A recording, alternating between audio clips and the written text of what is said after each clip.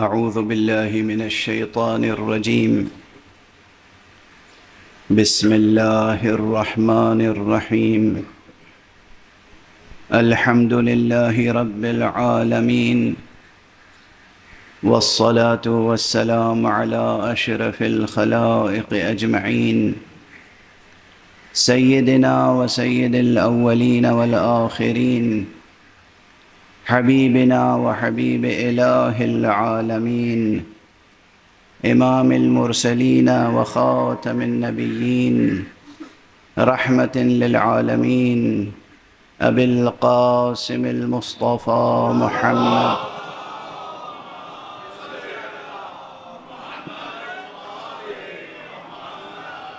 وعلى أهل بيته الطيبين الطاهرين الهداة المهديين المعصومين المظلومين، واللعنة الدائمة على أعداء الحق والدين.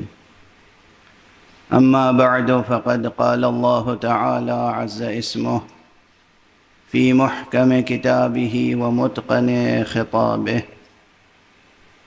بسم الله الرحمن الرحيم.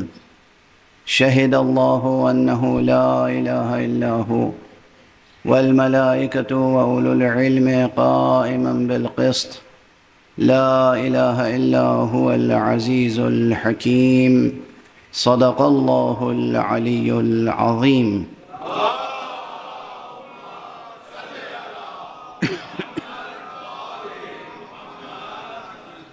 ایک مرتبہ اور بلند تر صلوات پڑھیں۔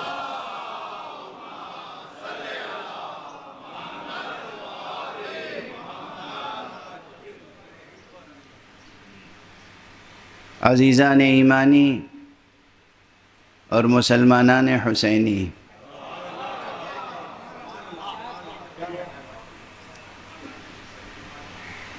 قرآن حکیم کے سورہ مبارکہ آل عمران کی 18ویں آیت ہے۔ سورہ آل عمران یوں آپ کو یاد رہ جانا چاہیے کہ آپ آل عمران سے خوب واقف ہیں۔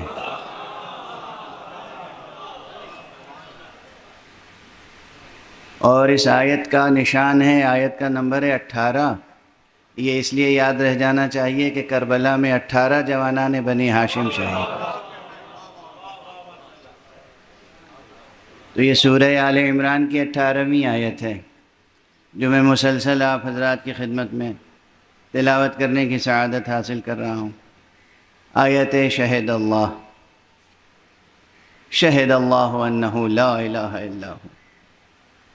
اللہ سبحانہ و تعالی گواہی دیتا ہے کہ کوئی معبود برحق نہیں ہے سوائے اس کے،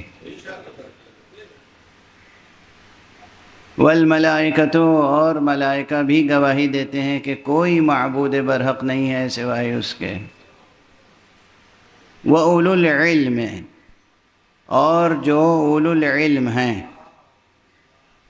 اب اجازت دیجئے کہ میں اس کا ترجمہ یوں کر دوں کہ جو مالکان علم ہیں۔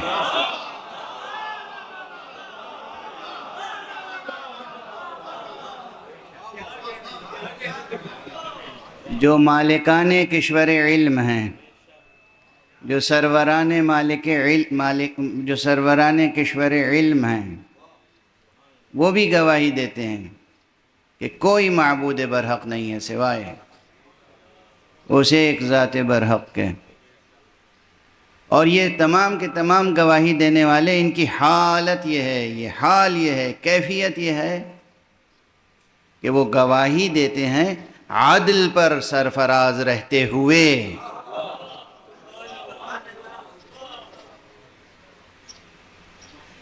لا الہ الا هو العزیز الحکیم، کوئی نہیں ہے معبود برحق سوائے اس عزیز حکیم کے۔ گزارش کر چکا آپ کی خدمت میں کہ بظاہر اس آیت میں مضمون توحید ہے، مضمون وحدانیت ہے، اور اگر آپ حضرات کے حافظے پر بھروسہ کروں تو مجھے یہ یقین رکھنا چاہیے کہ آپ کے ذہنوں میں اس فقیر کا یہ جملہ محفوظ ہوگا کہ اصلاً یہ قرآن مجید وہ کتاب ہے جس کا موضوع ہی توحید ہے۔ یہ بہت اہم نکتہ ہے، یہ بہت اہم مسئلہ ہے کہ قرآن مجید اگر کوئی کتاب ہے تو پھر ہر کتاب کا کوئی ایک موضوع ہوتا ہے۔ آپ کسی لائبریری میں چلے جائیں،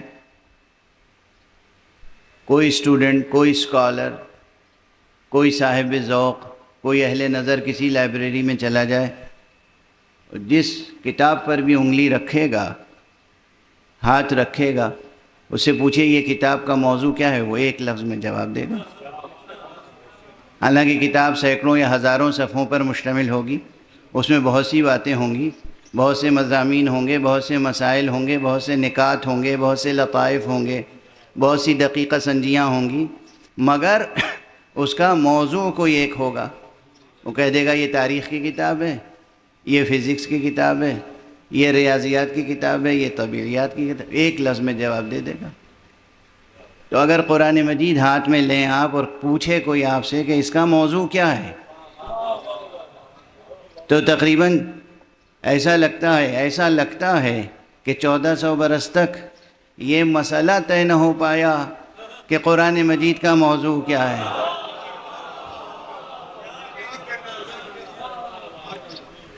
اس لیے کہ ہمارے ایک جلیل القدر عالم اور عظیم المرتبت مترجم اور مفسر جناب مولانا سید ابو الاعلی مودودی رحمۃ اللہ علیہ، پروردگار ان کی روح پر رحمت نازل فرمائے اور ان کے درجات بلند فرمائے، میں دل سے ان کی قدردانی کرتا ہوں۔ عظیم عالم تھے، مخلص تھے اور خدمت گزار اسلام و قرآن تھے، خدمت گزار اسلام و اہل بیت تھے، اور انہوں نے جب تفسیر تفہیم القرآن لکھی تو اس کے شروع میں مقدمے میں یہ مسئلہ اٹھایا کہ اگر قرآن مجید کوئی کتاب ہے تو پھر اس کا کوئی ایک موضوع بھی ہوگا، تو ہمیں یہ جستجو کرنی چاہیے کہ اس کا موضوع کیا ہے۔ جب میں نے یہ مقدمہ پڑھا تو حیرت میں رہ گیا کہ کیا یہ بھی جستجو کی بات ہے کہ اس کا موضوع کیا ہے؟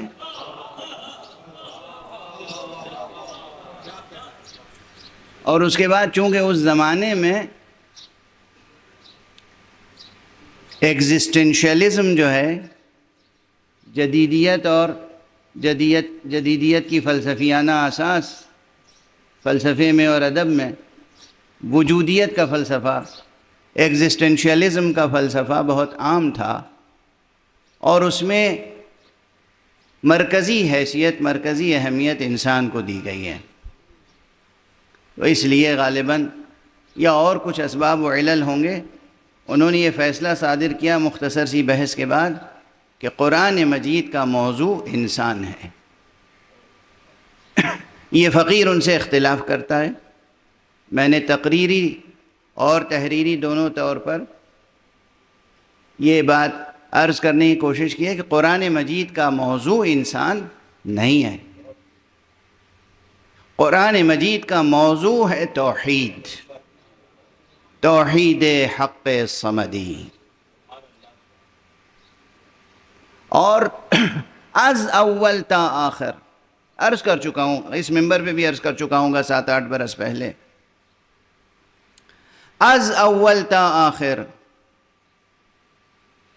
بسم اللہ سے لے کر والناس تک قرآن مجید میں ہزاروں، لاکھوں، کروڑوں مسئلے حیات اور کائنات کے بیان ہوئے ہیں، مگر تمام مسئلے ایک ہی اساس پر، ایک ہی بنیاد پر، ایک ہی محور پر طے کیے گئے ہیں، اور وہ ہے اساس توحید۔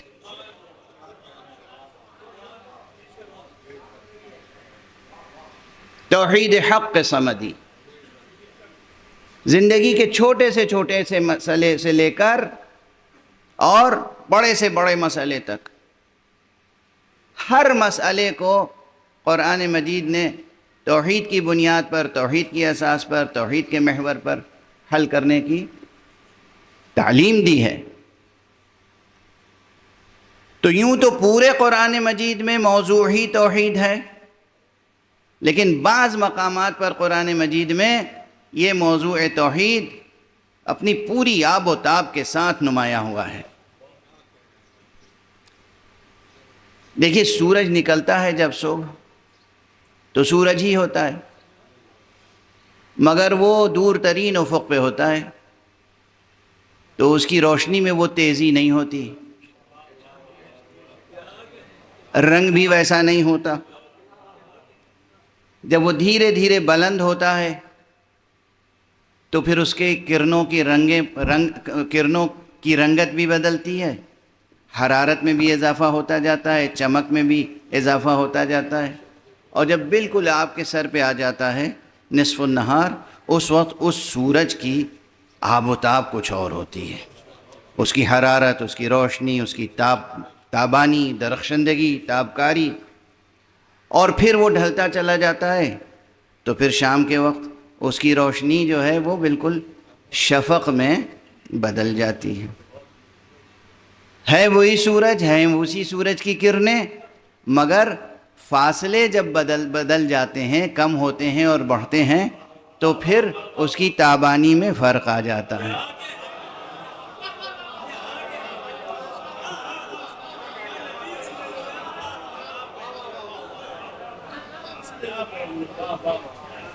تو اسی طرح کوئی حقیقت، دیکھیے محسوس مثال دے کر آپ کے لیے بات روشن ہو گئی۔ قرآن مجید کی 6000 سے زیادہ آیتوں میں ہر جگہ توحید کی تجلی ہے، مگر بعض مقامات پر توحید کی درخشندگی بہت زیادہ نمایاں ہوتی ہے۔ ان مقامات میں سے ایک مقام یہ آیہ شہد اللہ ہے، اللہ خود گواہی دیتا ہے۔ گزشتہ گفتگوؤں میں یہ بھی عرض کیا جا چکا کہ خود لفظ شہدہ جو ہے، اس میں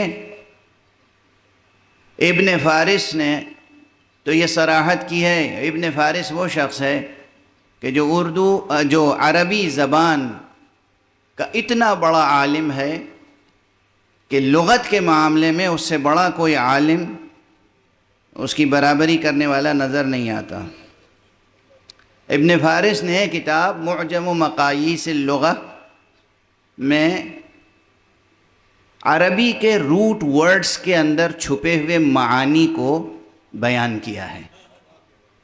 تو اس نے کہا یہ شین، الشین والدال والہاء والدال، اس میں اصل یدل علی الحضور، علی حضور وعلم واعلام، اس میں 3 معانی ہیں۔ ایک ہے حضور، یعنی جسے آپ کہتے ہیں حاضر و ناظر ہونا، حضور، یا موجود ہونا، اور دوسرے معنی ہے صرف علم، شہدہ گویا علمہ، اور تیسرے اعلام، شہدہ یعنی جو علم اس کے پاس تھا اس کی گواہی دی، علم کا اظہار کیا، علم کو منتقل کیا۔ بعض دوسرے ارباب لغت نے اور محققین نے ایک معنی کا اور اضافہ کیا اور کہا کہ اس کے معنی قضاوت کے بھی ہیں، فیصلہ کرنا، شہدہ یعنی فیصلہ کیا۔ اور ان تمام معانی کے شواہد قرآن مجید ہی کی آیتوں سے پیش کیے ہیں۔ اب وہ رفتہ رفتہ عرض کرتا چلا جاؤں گا، لیکن مجلس کے تقاضے بھی پورے کرنے ہوتے ہیں کہ یہ مجلس ہے۔ تو ایک فقرے میں عرض کروں کہ جب آپ عام طور پر بھی کسی قضیے میں، کسی مقدمے میں جج کے سامنے کھڑے ہوتے ہیں گواہی دینے کے لیے، تو یہ آپ کا ایک عمل تینوں معانی کا حامل ہوتا ہے۔ اگر آپ سچے گواہ ہیں، اگر کرائے کے گواہ نہیں ہیں، اگر سچے گواہ ہیں تو تینوں معانی، یعنی آپ گواہی دیتے ہیں، یعنی جو علم ہے آپ کے پاس اسے ظاہر کرتے ہیں، بیان کرتے ہیں، اعلام کرتے ہیں۔ جو علم ہے تو اس کا معنی علم ہے آپ کے پاس، اور علم وہی شمار ہوتا ہے کہ قاضی جج پوچھتا ہے یہ واقعہ آپ کے سامنے ہوا تھا، آپ نے دیکھا ہے، یعنی حضور آپ حاضر تھے. تو گویا ایک یہ فعل جو گواہی دینے کا ہے، شہادت دینے کا ہے، شاہد بننے کا ہے، اس میں تینوں معنی موجود ہیں. حاضر ہونے کے معنی بھی موجود ہیں، عالم ہونے کے معنی بھی موجود ہیں، اور علم کو منتقل کرنے یعنی اعلام کے معنی بھی موجود ہیں. اور کبھی کبھی آپ کی گواہی فیصلے کی بنیاد بن جاتی ہے. تو گویا قضاوت کے معنی سے قریب ہو گئے. دیکھیے ایک ایک لفظ پہ گفتگو ہو رہی ہے، اللہ کرے کہ 9 تاریخ تک مکمل ہو جائے. اب یہاں ٹھہر کے گفتگو کرنی یہ ہے، شہد اللہ سے مراد کیا ہے؟ اللہ سبحانہ و تعالی موجود ہے اور وہ خود اپنی ہستی پر گواہ ہے، اور اس کا علم حضوری ہے، اور پھر وہ اپنے علم کا اظہار فرما رہا ہے اپنے مخلوقات کے لیے، اور اپنے علم کا اظہار جس طرح ممکن اور مناسب ہے مخلوقات کے لیے اس طرح سے وہ اظہار کر رہا ہے. یعنی جب وہ گواہی دے رہا ہے تو وہ اس انداز سے گواہی دے رہا ہے کہ جسے کہتے ہیں آفتاب آمد دلیل آفتاب. نصف النہار کا وقت ہو، ہنگام ہو، ساعت ہو ظہر کی، اور سورج سامنے چمک رہا ہو تو کسی اور کو گواہی دینے کی ضرورت نہیں ہے کہ یہ سورج ہے. سورج خود اپنے وجود پر گواہ ہوتا ہے. تو پروردگار عالم کی ہستی خود اپنی ہستی پر گواہ ہے. بس ضرورت اس بات کی ہے کہ بندے کے اور ذات حق کے درمیان کوئی پردہ حائل نہ ہو، کوئی حجاب حائل نہ ہو، کوئی عبر نہ ہو، اور ان حجابات کو ہٹانے کی سعی و کوشش ہی سب کچھ ہے. ریاضت، سیر، سلوک، عبادت، اطاعت، جو کچھ قرآن مجید یا کوئی بھی کتاب آسمانی، کوئی بھی نبی، کوئی بھی امام، کوئی بھی ولی دعوت دیتا ہے عبادت کرو، ریاضت کرو، عبادت کرو، ریاضت کرو. کس لیے عبادت کرو، کس لیے ریاضت کرو؟ تاکہ جو سورج ہے اس کے اور تمہارے درمیان جو بادل ہے، جو بھی حجابات حائل ہیں، وہ حجابات برطرف ہو جائیں. ایک صلوات پڑھ دیجئے محمد.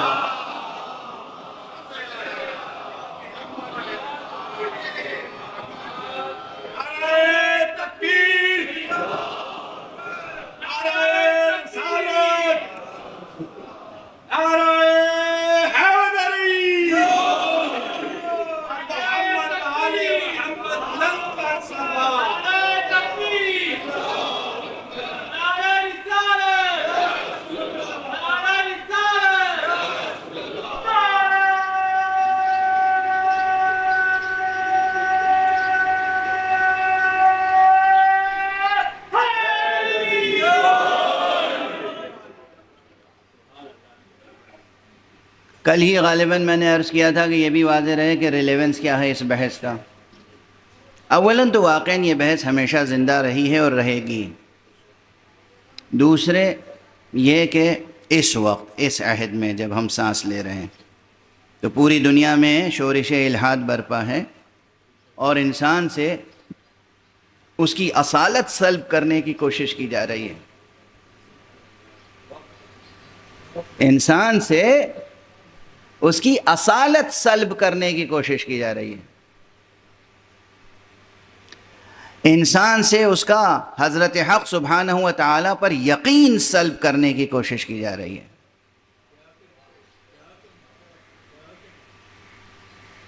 یونیورسٹیز کے نصاب ایسے ڈیزائن کیے جاتے ہیں کہ وہاں سے پڑھ کے جو بچہ نکلے ملحد ہو، وہ اللہ کا بندہ نہ رہ جائے، وہ کسی بھی سرمایہ دار کی کسی کل کا کسی مشین کا پرزہ بن کے رہ جائے. جو ہولسٹک اپروچ پہلے ہوا کرتی تھی تعلیم میں وہ اب نہیں ہے.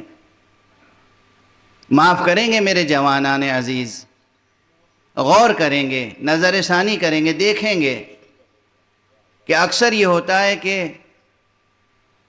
لوگوں کو پڑھا لکھا سمجھا جاتا ہے، لیکن آگے بس کیسے عرض کروں، جو کیفیت ہوتی ہے، جو تہ در تہ جہالت ہوتی ہے، وہ ایسے ہی ہوتی ہے جیسے تہ در تہ بادل ہوتے ہیں.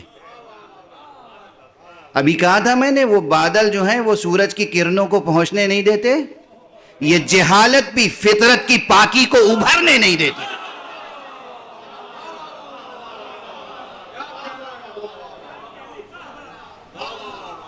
یہ جو فطرت پاکیزہ ہے، اس کے اندر جو روشنی ہے، معلوم ہے نا آپ کی فطرت کتنی پاکیزہ ہے. کس نے بنائی ہے یہ فطرت؟ یہ فطرت کس نے بنائی ہے؟ یونیورسٹیوں کے کورس جو ہیں ان پر بھروسہ نہ کیجیے گا. روزی روٹی کمانے کے لیے سیکھ لیجئے، مگر یہ نہ سمجھیے گا کہ بس کل علم یہی ہے.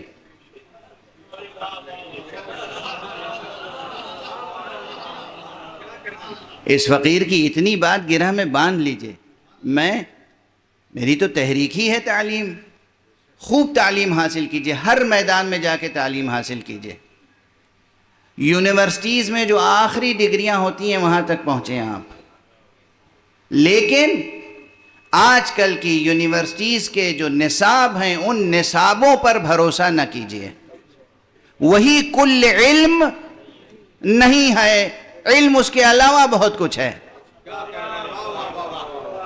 اگر اسی کو کل علم سمجھ لیا تو سمجھیے کہ تہ در تہ تاریک جہالتوں کے نیچے دب کے رہ جائیں گے.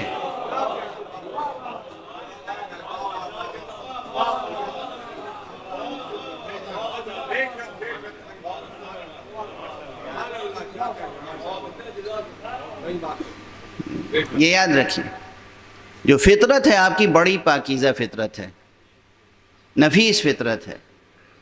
اب میں بعض باتیں ممبر سے عرض کرتے ہوئے زبان لکنت کرنے لگتی ہے، لیکن مجبور ہوں کہ جو جدید دنیا ہے، بڑے بڑے ماہر تعلیم بنے بیٹھے ہوئے ہیں.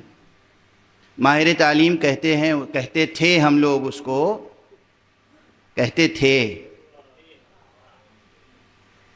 جس کی کوشش ہوتی تھی کہ انسانی مولود کے اندر پوشیدہ تمام فطری صلاحیتوں کو پروان چڑھانے کے لیے یہ نصاب بنائے گا،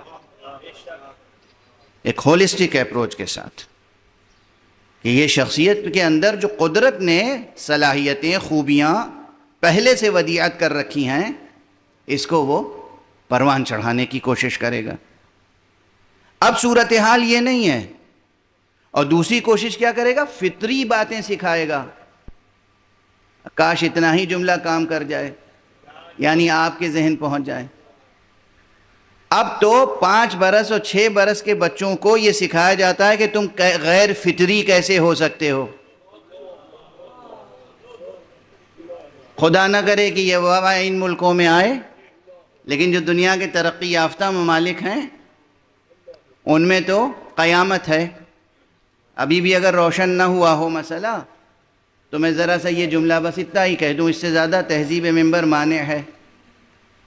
5-6 برس کے معصوم بچوں کو جو نابالغ ہیں ان کو احکام بالغان سکھانے کے کیا معنی ہیں؟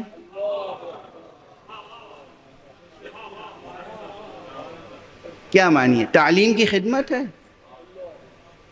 یہ کوئی پازیٹیو انداز ہے سوچنے کا؟ یہ ماہر تعلیم ہونے کے یہ ثمرات ہیں، چائلڈ سائیکولوجی سمجھنے کے یہ ثمرات ہیں، تہذیب شناسی کے یہ تقاضے ہیں، ثقافت شناسی کے یہ تقاضے ہیں. یہ تعمیر انسانیت ہے یا انسانیت کی ہلاکت کے اسباب؟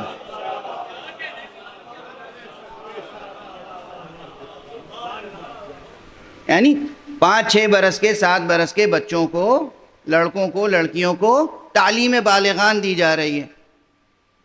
بس اس سے زیادہ تو وضاحت میں نہیں کر سکتا. اور اسے آپ تعلیم کہیں گے یا تخریب؟ اور پوری دنیا میں لندن سے آ رہا ہوں، وہاں سب سے زیادہ مصیبت اس وقت یہ، ہر شخص آتا ہے مولانا بتائیے کیا کریں، مولانا بتائیے کیا کریں، مولانا بتائیے کیا کریں. 6 برس کا بچہ گھر پہ آتا ہے، مجھ سے یہ پوچھتا ہے بتائیے میں کیا کروں. یہ تعلیم گاہیں ہیں یا یہ دنیا کے ویسٹرن کیپٹلزم کا جو نظام ہے اس کے فاسق و فاجر و گنہگار ظالم افراد نے ہائر کر کے ایسے مفکرین کو ایسا ڈیزائن کرنا چاہا ہے تعلیم کا نصاب کہ انسانیت تباہ ہو جائے، صرف ان کے چند خانوادے رہ جائیں کرۂ ارض پر عیش کرنے کے لیے، باقی سب حشرات الارض ہیں. آپ یقین رکھیے کہ جو ویسٹرن کیپٹلزم ہے بطور خاص، اس کے آگے انسان کی کوئی حقیقت نہیں ہے.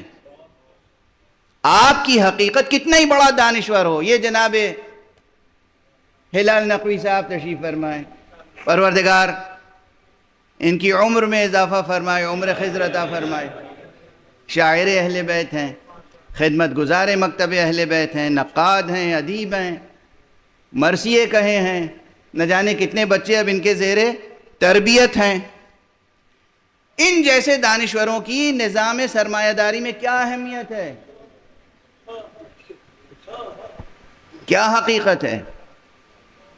نہ جاہل کی حقیقت ہے، نہ عالم کی حقیقت، نہ شاعر کی حقیقت ہے، نہ ادیب کی حقیقت، نہ قانون داں کی حقیقت ہے، نہ فقیہ کی حقیقت. کوئی کچھ ہو، اس کی کوئی حقیقت نہیں ہے. حشرات الارض کی طرح ہیں ان کے سامنے سب. ان کے سامنے سب سے زیادہ اہم ان کی خودی، ان کے اپنے خواہشات نفس، ان کے اپنے اسباب عیش، بس، اور کچھ نہیں. واضح ہے؟ اس نظام کے خلاف بھی اگر تنقید کی جائے تو بعض حضرات کو اچھا نہیں لگتا. اور یقین فرمائیے کہ پوری دنیا میں اس وقت جو خرابیاں ہیں وہ ان کی نحوستیں ہیں. پوری دنیا میں جہاں بھی جو دہشت گردی ہو رہی ہے، جہاں بھی جو ٹیرورزم ہو رہا ہے، جہاں بھی جو فتنہ اور فساد ہو رہا ہے، وہ اس کی جڑیں جا کے ویسٹرن کیپٹلزم میں تلاش کر لیجئے آپ. میں کسی ایک ملک کو نہیں میں ملزم قرار دے رہا ہوں، اور میں کسی ایک فرد کو بھی ملزم قرار نہیں دے رہا ہوں. واضح رہے. اگر کوئی تلملا اٹھے تو وہ اپنے ضمیر کا خود جائزہ لے.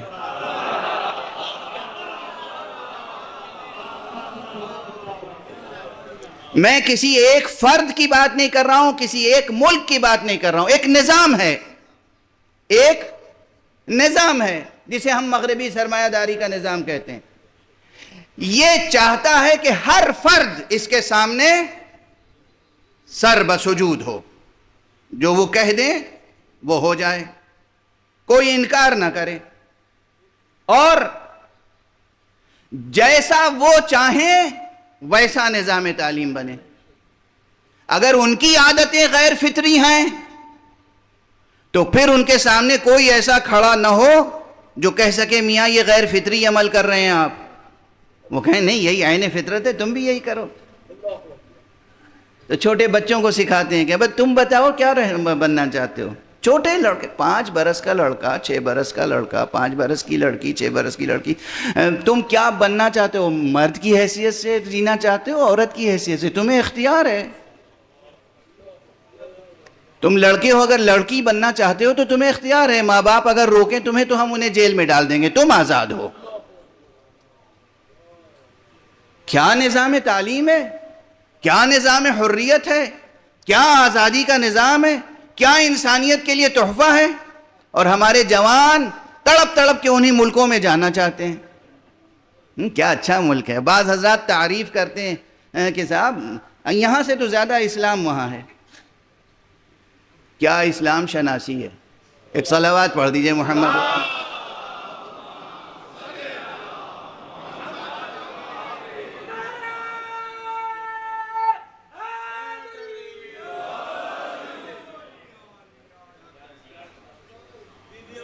کیا اسلام شناسی ہے؟ اور تعجب تب ہوتا ہے، اب جانے دیجیے، یہ تعجب والی بات اس وقت نہیں ذکر کروں گا، دامن بیان کو سمیٹ لوں، اتنا کافی ہے آپ کے ذہن و ضمیر کو جھنجھوڑنے کے لیے۔ بتائیے کہ سرکار سید الشہداء حضرت امام ابو عبداللہ الحسین علیہ السلام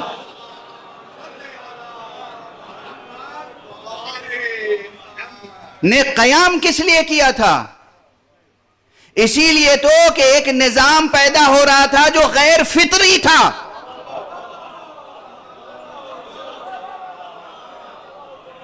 غیر عادلانہ تھا، منصفانہ نہیں تھا، آئین و اساس وحی و اخلاق نبوی پر قائم نہیں تھا، انسانی فطرت سے ٹکرانے والا تھا، اس لیے امام نے قیام کیا تھا نا۔ تو امام کی یاد کے صدقے میں، امام کے ذکر کے صدقے میں ہمیں یہ حق حاصل ہونا چاہیے، اور ہمارے پاس یہ جرأت ہونی چاہیے کہ ہم دنیا کے بڑے سے بڑے باطل نظام کے سامنے کم سے کم حرف اعتراض بن کے تو کھڑے ہو جائیں۔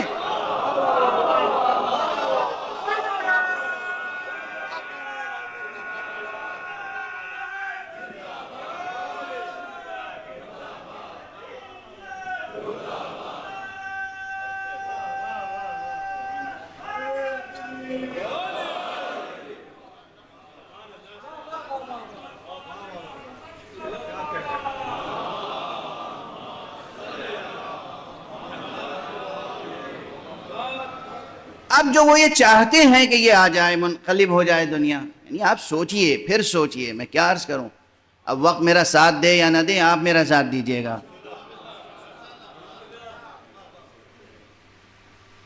اقتصادی نظام کیسا بن رہا ہوگا دنیا کا، کس طرح سے، کس ذہانت کہوں یا شیطنت،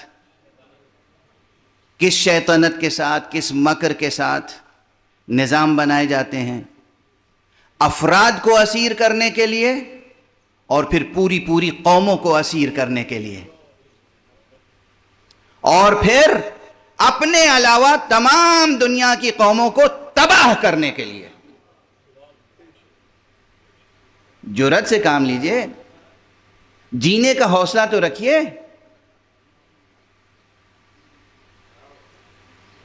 جینے کا تو حوصلہ رکھیے، زندگی رہے گی تو زندگی کی لذتیں بھی رہیں گی۔ لذتوں کی فکر نہ کیجئے، جینے کی فکر کیجئے۔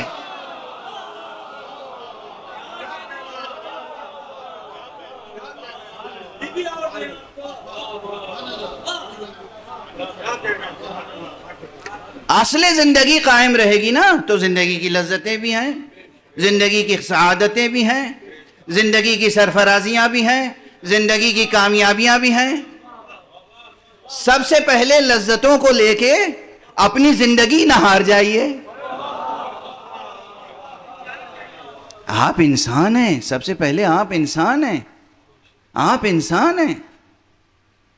اپنے گناہوں پر پردہ ڈالنے کے لیے پروگرام تو بناتے ہیں، یعنی تعلیمی پروگرام سے لے کر، اقتصادی پروگرام سے لے کر، سیاسی پروگرام تک، جس طرح کے بھی پروگرامز بنتے ہیں، سب میں انسانیت کا سم قاتل موجود ہوتا ہے، انسانیت کے لیے۔ لیکن اس کے بعد سیاسی طور پر ٹیلی ویژن پر آ کر اور مختلف دنیا کے بڑے پلیٹ فارمز پہ آ کے گفتگو ہوتی ہے، ہم سے بڑا کوئی حقوق انسانی کا علمبردار نہیں ہے۔ کیا حقوق انسانی ہے؟ کہ آپ بچیوں کے سر پہ حجاب نہیں ڈال سکتے، واہ سبحان، یہ حقوق انسانی، حقوق انسانی۔ بچیوں کو حجاب نہیں پہنا سکتے۔ تمہیں عریاں ہونے کا حق ہے، ہمیں لباس پہننے کا حق نہیں ہے۔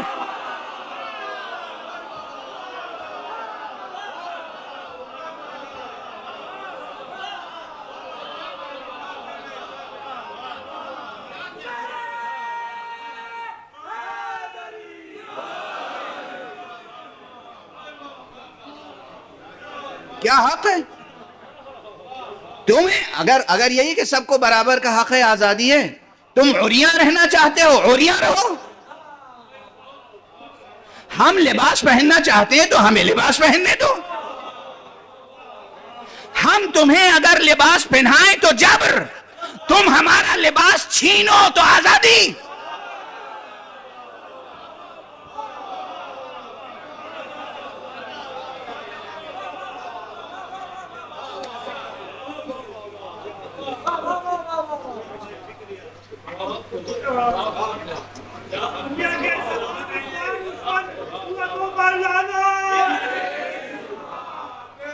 لڑکیوں کا اسکارف نہیں پہن کے امتحان دے سکتی بچیاں، اسکارف پہن کے اسکول میں نہیں جا سکتی بچیاں.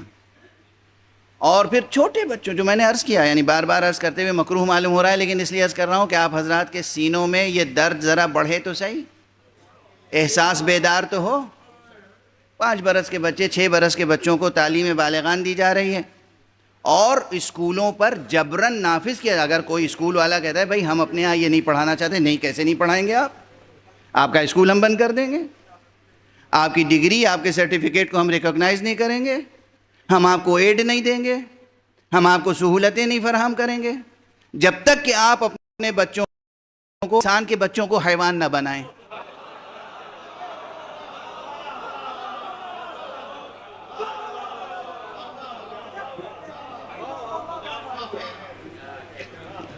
یہ جو دنیا کا موجودہ نظام ہے ابھر رہا ہے اور دھیرے دھیرے وہ پھیلایا جا رہا ہے ہر چھوٹے بڑے ملک میں.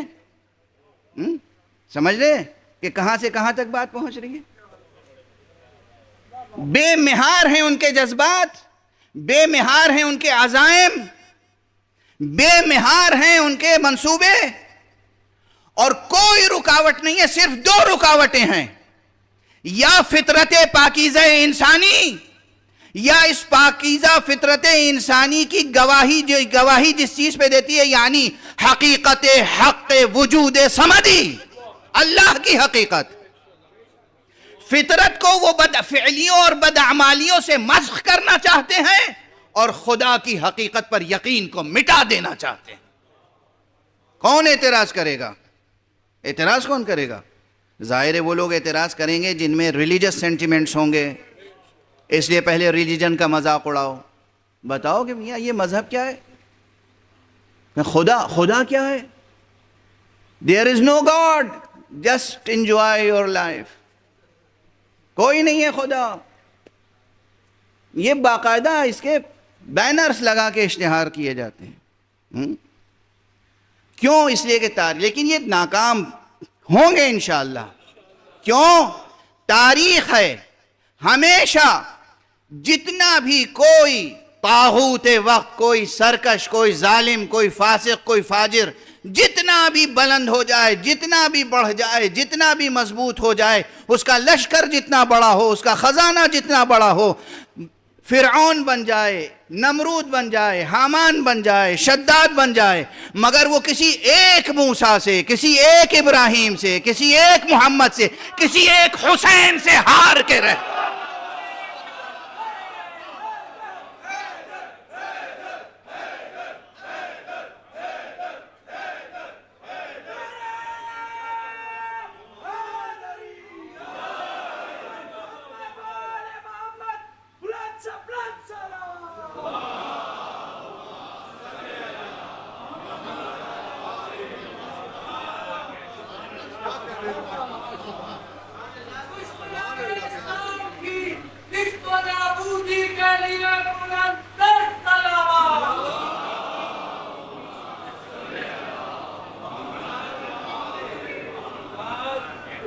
اب سمجھ میں آیا ریلیونس؟ بتاؤ توحید پہ گفتگو ہو یا نہ ہو؟ بتاؤ خدا کی بات کریں یا نہ کریں؟ اللہ کا تذکرہ ہونا چاہیے یا نہیں؟ اور ایک ہی بیان میں دونوں ریلیونس قائم ہو گئے. اللہ کا ذکر کریں یا نہیں؟ اور بتاؤ حسین کا ذکر کریں یا نہیں؟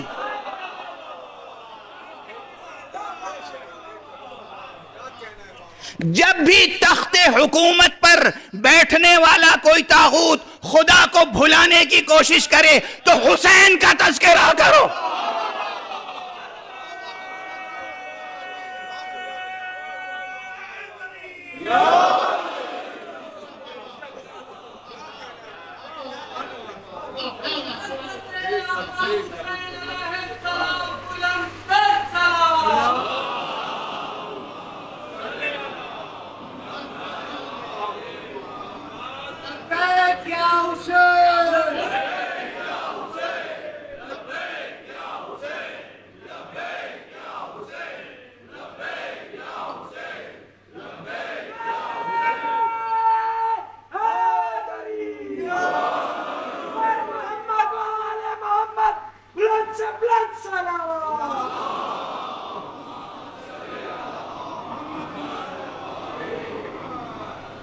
یہ ہے ریلیونس. اللہ ایک زندہ حقیقت ہے. حقیقت میں وہی زندہ رہے گا جو اس زندہ حقیقت سے وابستہ رہے گا. جو اس زندہ حقیقت سے اپنا رشتہ توڑ لے گا وہ زندہ بھی رہے گا تو مردوں کی طرح چلتی پھرتی لاشیں ہوں گی، زندہ افراد بشر نہ ہوں گے. اللہ ایک زندہ حقیقت ہے. اسے محسوس کرو، اسے درک کرو، اس کو اپنے دل میں بساؤ، اس کو اپنی آنکھوں میں بساؤ. یہ واحد نامرئی شے ہے جو آنکھوں میں بسی رہتی ہے. وہ ہے نامرئی مگر آنکھوں میں بسی رہتی ہے.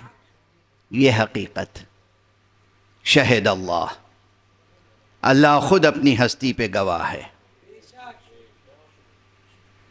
اور کس طرح گواہ ہے؟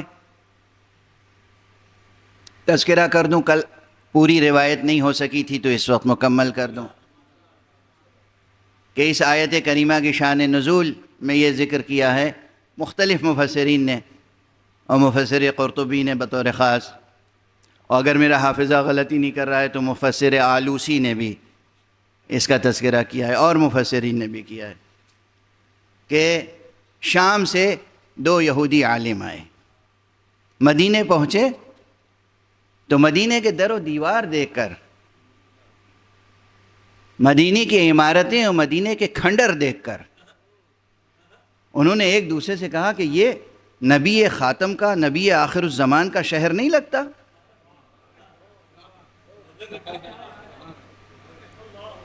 کہاں لگتا ہے، بالکل وہی شہر. داخل ہوئے، پوچھا، جستجو کی، لوگوں نے کہا ہاں محمد ابن عبداللہ صلی اللہ علیہ وسلم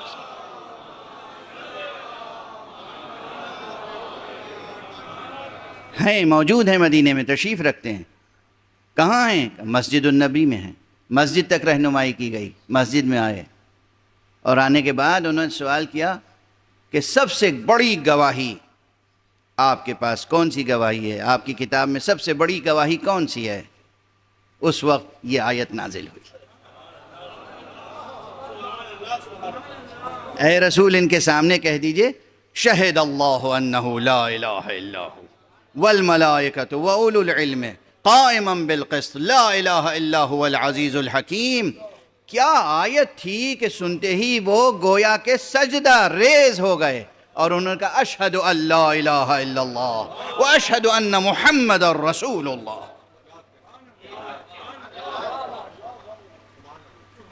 بڑی عظیم الشان شان نزول بھی ہے، بڑی جامعیت ہے. میں نے کل عرض کیا تھا نا، خط گلزار میں کلک مشیت نے پورا قصیدہ توحید لکھ دیا ہے. اللہ گواہی دیتا ہے. ابھی بات ظاہر ہے کہ جاری رہے گی، وقت گزر گیا. آیتوں کی قرأت کیسے کی جائے، اس کے اندر چھپے ہوئے معانی مزید کیسے پڑھے جائیں؟ میں نے وعدہ کیا تھا آپ سے کہ آج ایک مثال قرآنی پیش کروں گا جس سے معلوم ہوگا کہ پچھلی کتابوں میں ہمارے پیغمبر کا تذکرہ کیسے تھا. کل میں نے وعدہ غالباً کیا تھا.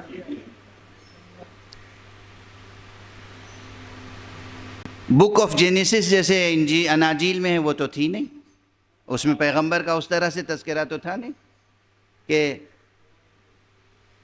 جناب اسماعیل علیہ السلام تک یا جناب ابراہیم علیہ السلام تک یا جناب آدم علیہ السلام تک یا جناب عدنان تک یا جناب ہاشم تک ہی پورا سلسلہ ہو کہ وہ ہوں گے محمد ابن عبداللہ ابن عبد المطلب ابن ہاشم، ان کی ماں کا نام آمنہ ہوگا. یہ سب تو نہیں کہیں.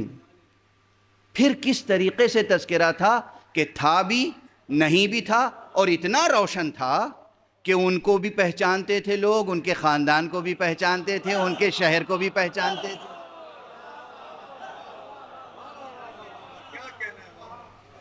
یہ ہے یا نہیں اہم بحث؟ کتنی دلچسپ ہے اور کتنی اہم، کتنی دلچسپ ہے اور کتنی اہم. اب قرآن مجید میں جس طریقے سے پہلے کتابوں میں کیوں کھل کے نام کیوں نہیں لیا جا سکتا تھا؟ خاندان کا، بنی ہاشم سے ہوں گے، عبداللہ کے بیٹے ہوں گے، محمد ان کا نام ہوگا، دوسرا نام ان کا احمد ہوگا، اور باقی ان کی تمام تفصیلات. اس لیے کہ علم دینے کا سلیقہ بھی عالم کے پاس ہونا چاہیے. اس پروردگار سے بڑا نہ کوئی عالم ہے، نہ اس سے زیادہ کسی کے پاس سلیقہ ہے. ابھی نظام تعلیم پر گفتگو ہو رہی تھی، ایک جملہ اور اس ضمن میں کہہ دوں یہاں پر کہ ہمارے بزرگ علماء، پرانے علماء ہر ایک کو شاگرد نہیں بناتے تھے.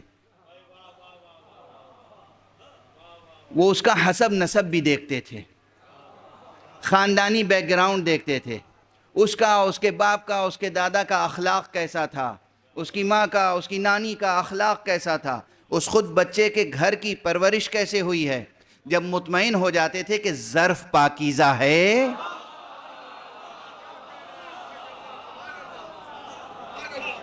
تو پھر بادئ ناب علم اس میں انڈیل دیتے تھے. کسی غلیظ برتن میں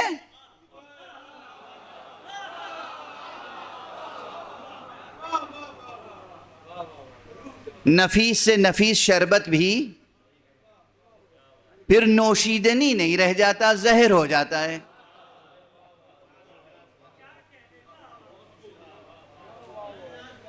تو ہمارے بزرگ علماء ہر ایک کو علم نہیں دیتے تھے، طالب علم نہیں بناتے تھے. یہ نہیں کہ وہ کوئی جاگیرداری تھی، جاگیردارانہ ذہن نہیں تھا. دونوں میں فرق ہے. زر، زن، زمین، دنیا، مال دنیا، اس کو جاگیر بنانا جاگیرداری ہے. علم کو اس کے اہل تک منتقل کرنا امانت داری ہے.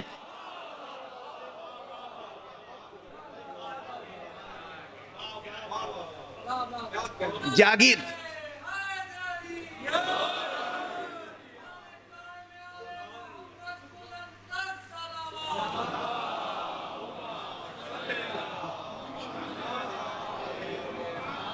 یاد رکھیے گا، اگر اہل کے پاس علم ہوگا تو وہ معاشرے کے لیے سود مند ہوگا، وہ پورے معاشرے کے لیے سبب رحمت و برکت و سعادت ہوگا، سبب وحدت و اتحاد ہوگا، سبب امن و سکون ہوگا. اور اگر کسی کم ظرف کے پاس علم ہوگا تو وہی فتنہ پردازی کرے گا، وہی تفرقے پیدا کرے گا، وہی حزبیت پیدا کرے گا، وہی انتشار پیدا کرے گا، وہی فتنہ و فساد کا سبب ہوگا.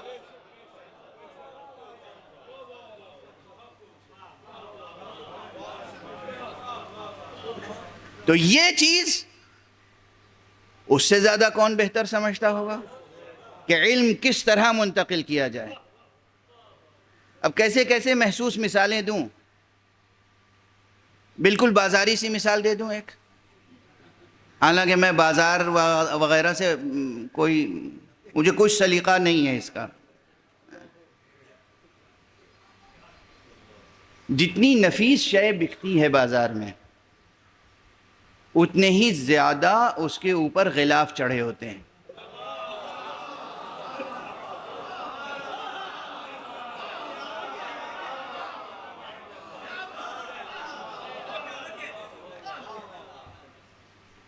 آپ بہترین سے بہترین عطر لینے چلے جائیے، مثلا اتنا بڑا ڈبہ نظر آئے گا پہلے، اس کے بعد آپ کھولیں گے تو ایک ڈبہ، اس کے اندر دوسرا، اس کے بعد تیسرا، اندر سے اتنی سی شیشی نکلے.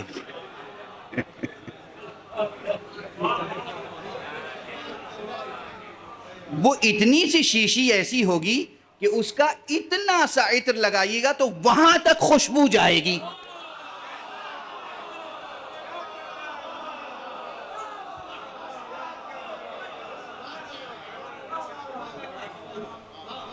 بات واضح ہوئی؟ اسی لیے بیان میں اتنے غلاف ہوتے ہیں وحی کے کہ جو جوہر علم ہے اہل تک جائے تاکہ روشنی پھیلے. صلوات پڑھ دیجئے محمد وآل.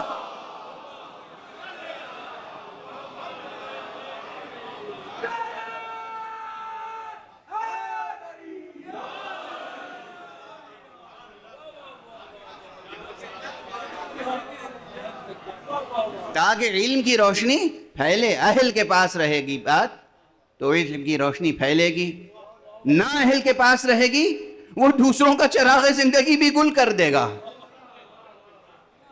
روشنی کیا پھیلائے گا، اور نتیجتاً اپنا مستقبل بھی تاریک کر لے گا. تو اہل ضروری ہے. اس لیے بیان الہی ایسا ہوتا ہے کہ بیان کا بیان ہے، حجاب کا حجاب. اب اس کی ایک مثال، وقت حالانکہ گزر گیا، وقت بالکل گزر گیا، مگر میں کیا عرض کروں کہ ایک مقام دیکھ لیجئے، ایک مقام. بہت سی مثالیں دینے کا دل چاہ رہا تھا آج. جب بغیر کسی تمہید کے، جب تک آپ کا ذہن تیار نہ ہو جائے، مثال دینے سے بھی فائدہ نہیں ہوتا ہے.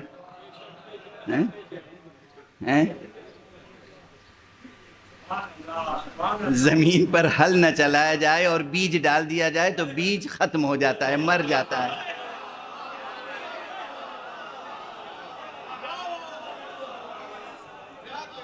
پھر وہ روئیدہ نہیں ہوتا، پھر وہ شجر سایہ دار اور شجر بارور نہیں بنتا.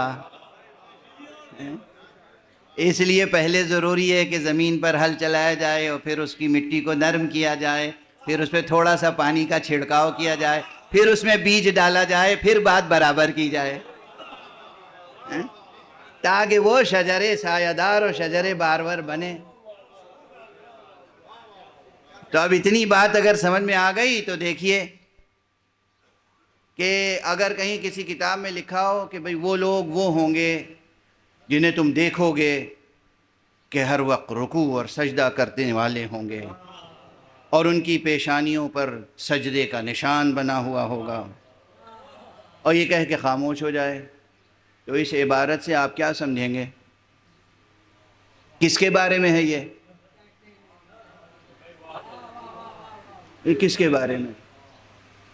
وہ لوگ ایسے ہوں گے کہ جیسے زمین میں کوئی دانہ بویا گیا ہو اور اس سے نرم نازک چھوٹا سا اخوا پھوٹے، پھر وہ بڑھے، پھر وہ مضبوط ہو، پھر وہ بارور ہو، ایسا کہ بونے والے زارے خوش ہوں اور منکران نعمت الہی غیظ و غضب کا شکار ہو جائیں اور چپ ہو جائے. اس سے کیا سمجھ میں آئے گا؟ ہماری آپ کی کیا سمجھ میں آئے گا؟ کس کا تذکرہ ہے یہ؟ دنیا کی ہر قوم میں، ہر ملت میں، ہر قبیلے میں، ہر مسلک میں کچھ لوگ ایسے مل جائیں گے جس کے ماتھے پر نشان ہوگا.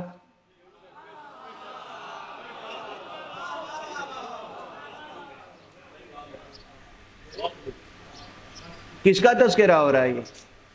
یہودیوں میں کتنے عبادت گزار تھے، مسیحیوں میں کتنے عبادت گزار تھے، مشرکوں میں کتنے ہیں. بتوں کے سامنے سے ہی ماتھا تو ٹیکتے ہیں. اب صرف یہ بیان، اس میں کچھ نہیں ہے، نہ نام، نہ حسب، نہ نسب، نہ وطن، کچھ نہیں. کیا ہوا یہ تذکرہ؟ نص ہے، بیان ہے، دلیل ہے، کیا ہے یہ؟ کچھ نہیں، تو مبہم سا بیان ہے. قرآن کیا کہتا ہے؟ بسم اللہ الرحمن الرحیم، محمد الرسول اللہ والذین معہ اشداء علی الکفار رحماء بینہم تراہم رکعا سجدا یبتغون فضلا من اللہ ورضوانا وفضلا. یبتغون رضوان، ایک صلوات پڑھ دیجئے محمد والا.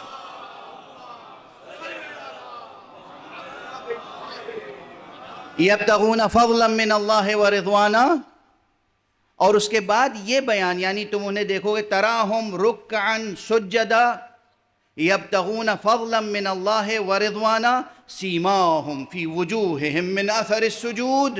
تم انہیں دیکھو گے تو دیکھو گے کہ وہ رکوع کرنے والے ہیں، سجدہ کرنے والے ہیں، اپنے رب سے فضل الہی اور رضوان الہی کو طلب کرنے والے ہیں. ان کے چہروں پر، ان کی پیشانیوں پر سجدوں کے نشان ہیں. اس کے بعد کہتے ہیں ذالک مثلہم فی التوراۃ، یہ ان کی مثال ہے تورات میں. قرآن خود بتا رہا ہے یہ تورات میں جو بیان کیا ہے ہم نے کہ تم دیکھو گے ایک ایسا گروہ جو رکوع کرنے والا ہوگا، سجدہ کرنے والا ہوگا، پروردگار سے فضل الہی اور رضوان الہی طلب کرنے والا ہوگا، اور پروردگار سے، اور ان کے چہرے ایسے ہوں گے کہ جو سجدوں کے نشان سجے ہوئے ہوں گے ان پر. یہ دراصل تذکرہ محمد اور ان کے ساتھیوں کا ہے، نہ نام ہے نہ نشان ہے. تذکرہ کس کا ہے؟ توریت میں ہم نے اس طرح محمد کا تذکرہ کیا اور محمد کے ساتھیوں کا تذکرہ کیا. نام نہیں آیا، صفات بیان کیے. اگر یہ اسلوب سمجھ میں آ جائے تو پھر پڑھو انما ولیکم اللہ ورسولہ والذین آمنوا الذین یقیمون الصلاۃ ویؤتون الزکاۃ وہم راکعون. نام کسی کا نہیں ہے، تذکرہ علی کا ہے.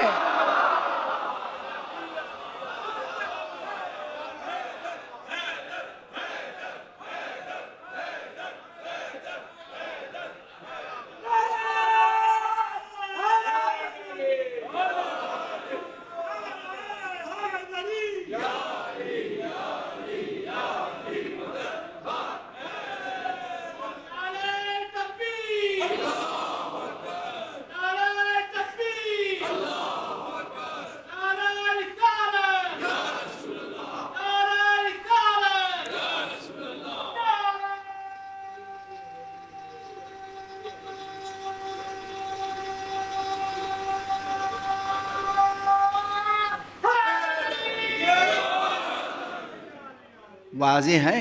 عبارت کو عبارت سے ملا لیجئے، کردار کو کردار سے ملا لیجئے، پھر نام کو نام سے ملا لیجئے گا. خود خدا کہہ رہا ہے، ارشاد فرمایا کہ ہم نے یہ مثال دی ہے کس کی؟ محمد رسول اللہ والذین معہ. محمد اپنے پیغمبر کی اور جو لوگ ان کے ساتھ رہنے ساتھی ہیں ان کی مثال کیا ہے؟ ذالک مثلہم فی التوراۃ. ان کی مثال تورات میں یہ ہے. کیا ہے؟ تراہم رکعا سجدا یبتغون فضلا من اللہ ورضوانا سیماہم فی وجوہہم من اثر السجود. تم دیکھو گے وہ رکوع کرنے والے ہیں، وہ سجدہ کرنے والے ہیں، خدا سے دعا کرنے والے ہیں، فضل و رضوان الہی طلب کرنے والے ہیں، اور ان کی پیشانیوں پہ سجدوں کے نشان ہیں.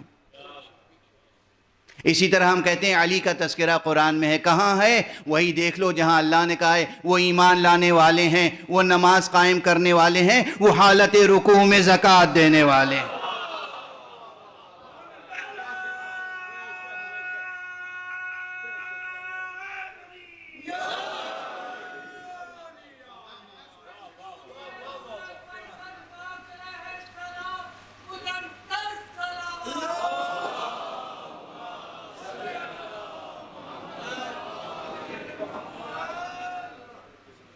Methodology of reading religious texts یا methodology of reading of divine revelations. اللہ سبحانہ و تعالیٰ کی طرف سے نازل ہونے والی آیتوں اور کتابوں کے پڑھنے کی ایک میتھوڈولوجی ہے. کس طریقے سے پڑھا جائے، کس طریقے سے سادہ لفظوں میں، عام لفظوں میں خاص باتیں ہیں لکھی ہوئی ہیں، عام لفظوں میں خاص باتیں لکھی ہوئی ہیں. بتائے گا کون؟ اب بتائے گا کون؟ کوئی عام آدمی نہیں بتائے گا. اسی لیے خود پیغمبر اکرم صلی اللہ علیہ وآلہ وسلم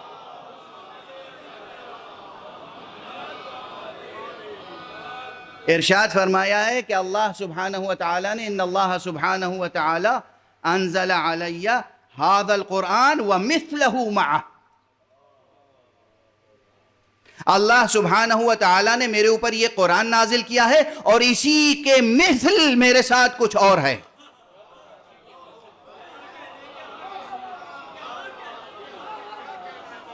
مثل قرآن بھی وحی سے نازل ہوا ہے.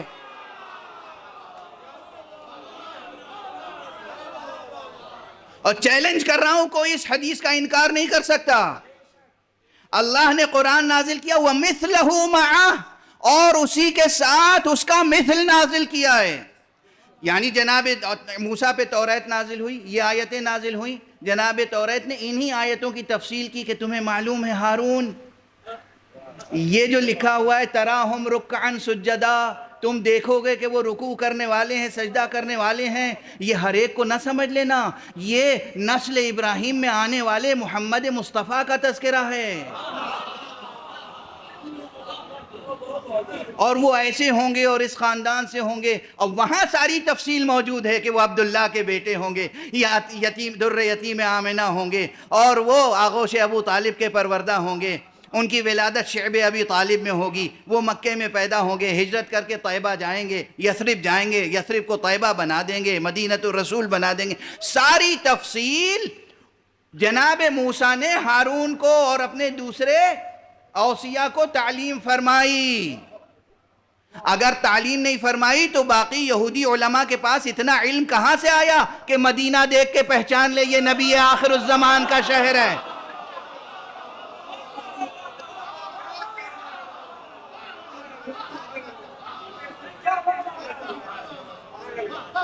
واضح ہے؟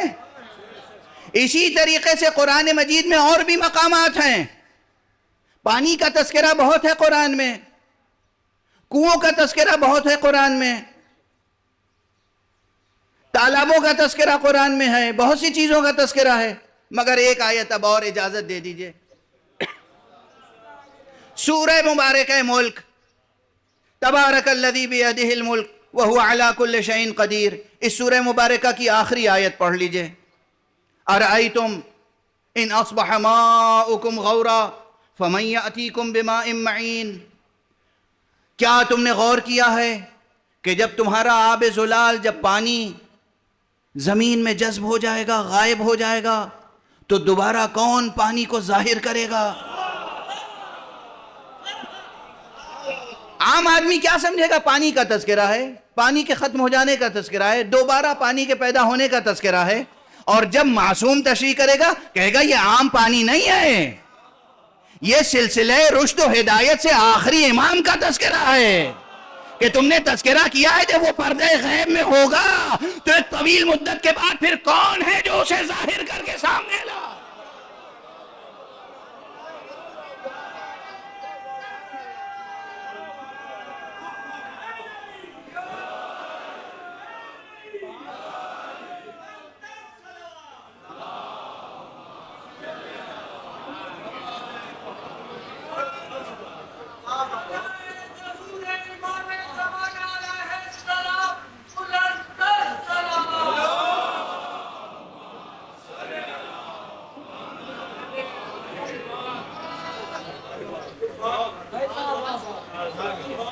اب سمجھ میں آ رہی ہے ریڈنگ میتھوڈولوجی؟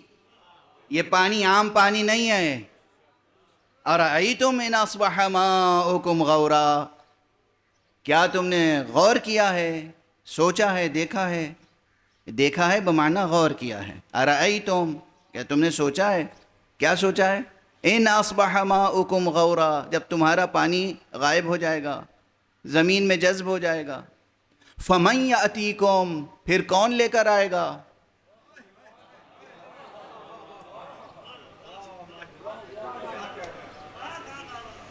لفظ عام ہے، معنی خاص،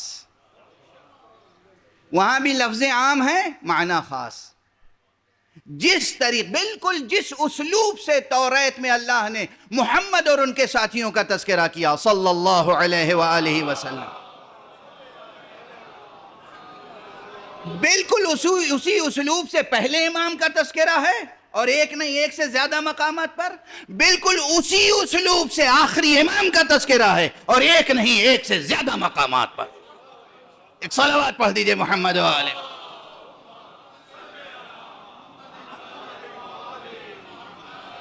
تصدیق کون کرے گا؟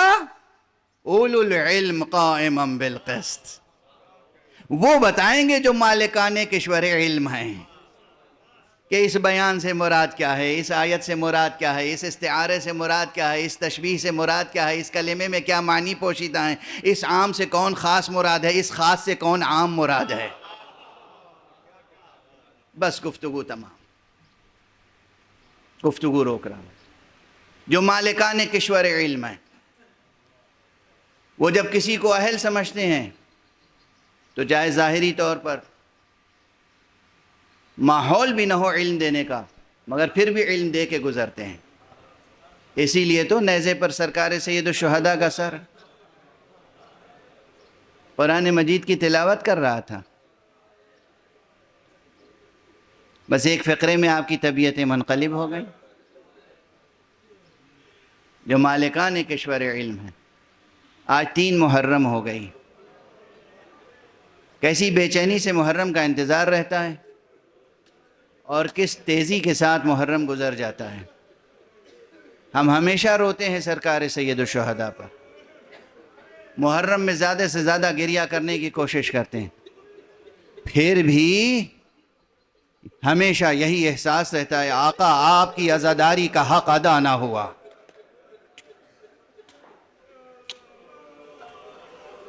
یہ کیا کہ ہماری آنکھوں سے آنسو بہہ گئے اور ابھی رگوں میں خون باقی ہے؟ یہ کون سی عزاداری ہوئی؟ آقا ہم نادم ہیں، آقا ہم شرمسار ہیں، آقا ہم سے آپ کی عزاداری کا حق ادا نہیں ہو سکتا۔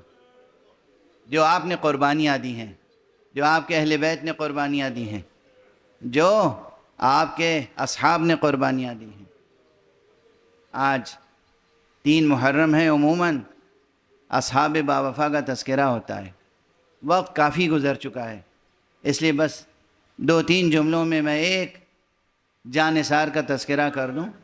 یہ جانثار کوفے کے رہنے والے ہیں، مگر کتابوں میں ہے کہ صحابی رسول بھی ہیں، بعض نے تصریح کی ہے کہ صحابہ میں سے ہیں، اور بزرگ سن و سال کے مالک، ایسے بزرگ ہیں کہ کمر جھکی ہوئی ہے، آنکھوں کے پپوٹے آنکھوں پہ لٹک آئے ہیں، نظر نہیں آتا کچھ، لیکن نہ جانے کب سے یہ کوفے سے نکل کے کربلا آ کے خیمہ ڈال کے وہیں رہ رہے ہیں، کیونکہ انہوں نے اپنے کانوں سے رسول کو یہ کہتے ہوئے سنا تھا کہ دیکھو میرا یہ بیٹا حسین سرزمین کربلا پہ قتل کیا جائے گا، تم میں سے جو اس وقت باقی رہ جائے اس کی نصرت میں بخل نہ کرے، اس لیے یہ آ کے وہاں رہ رہے ہیں خیمہ ایک چھوٹا سا ڈال کے۔ اور اس کے بعد جب روز عاشورہ آیا تو یہ ایک نیزہ لے کر، ایک شمشیر لے کر، ایک رومال لے کر، ایک کمربند لے کر آقا حسین کے اصحاب میں شامل ہو گئے، اور ساتھیوں سے کہا، اپنا تعارف کرایا اور کہا کہ دیکھو یہ نیزہ ہے نا، اس نیزے کو میری پیٹھ سے لگا کے میری کمر اور میرے سینے کو اس نیزے سے باندھ دو تاکہ میں سیدھا ہو کے کھڑا ہو سکوں، یہ رومال لو، یہ میرے پپوٹے اوپر اٹھا کے باندھ دو مضبوطی سے تاکہ میں دیکھ سکوں، اور اس طرح آمادہ ہو کر ہاتھ میں تلوار لے کر آقا حسین کی بارگاہ میں آ گئے۔ انس ابن حارث کاہلی، اور آگے کہا یا ابا عبداللہ یا ابن رسول اللہ، رسول خدا کے فرزند اجازت ہے کہ میں آپ کے لیے جہاد کروں، آپ کے اوپر جان نثار کروں؟ تاریخ میں ہے، ارباب مقاتل نے لکھا ہے، ارباب تاریخ نے لکھا ہے، آقا حسین نے اس ضعیف العمر مجاہد کی ہمت مردانہ دیکھی اور اس کے بعد گریہ کرنا شروع کر دی۔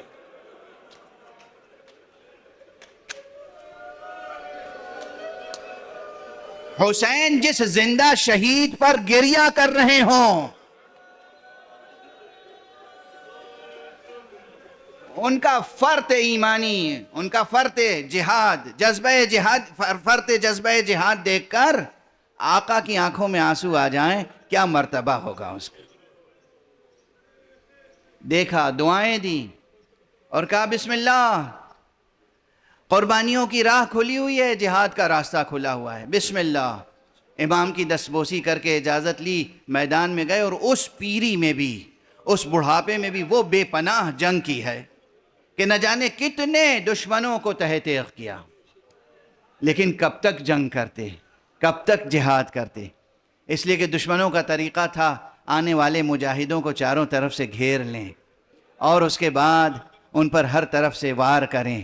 اسی طرح اس بوڑھے مجاہد صحابی پیغمبر کے ساتھ بھی ہوا، اور پھر جب زخموں سے چور ہو کے یہ زمین پر گر رہے تھے، پھر ایک مرتبہ خیمے کی طرف دیکھا، سرکار سید الشہداء کو آواز دی، السلام علیک یا ابا عبداللہ، فرزند رسول آپ پر سلام ہو، گواہی دے دیجئے گا، نانا کو بتا دیجئے گا، میں نے وصیت پیغمبر پر عمل کیا ہے، میں نے وصیت پوری کر دی، میں نے عمل کیا ہے، آپ گواہی دیجئے گا۔ وہاں سرکار سید الشہداء کے ہاتھ بلند ہو گئے دعا کے لیے، پروردگار تیری قربانی کو قبول فرمائے، اے میرے نانا کے وفادار صحابی، تو نے حق وفا ادا کر دیا، انا للہ وانا الیہ راجعون، رضا بقضائہ وتسلیما لامرہ۔ پروردگار ہمیں علوم قرآن اور معارف اہل بیت سے آشنا فرما۔ پروردگار مالک معبود ملت اسلامیہ کو ایک رشتہ وحدت میں پرو دے، پالنے والے پروردگار ہمیں بھی اس قابل بنا دے کہ ہم تیری راہ میں، آقا حسین کی راہ میں کوئی قربانی پیش کر سکیں۔ معبود پروردگار ہمارے جوانوں میں ایمان اور یقین کی شمع کو روشن فرما دے، ہمارے سینوں میں ہمیشہ چراغ توحید روشن رہے، ہمارے ہاتھوں میں ہمیشہ دامان ختم نبوت رہے، ہمارے قدم ہمیشہ صراط مستقیم ولایت پر گامزن رہے۔ پروردگار ہمارے سروں پر رہبر معظم حضرت آیت اللہ العظمیٰ سید خامنئی کا سایہ برقرار رہے۔ پروردگار ہمارے سروں پر تمام مرجعیات رشیدہ کا سایہ برقرار رکھ۔ پروردگار معبود اپنے ولی آخر کو اذن ظہور عطا فرما، اور ان کے ہاتھوں سے اپنی رحمت و رافت و عدالت کا پرچم رہے۔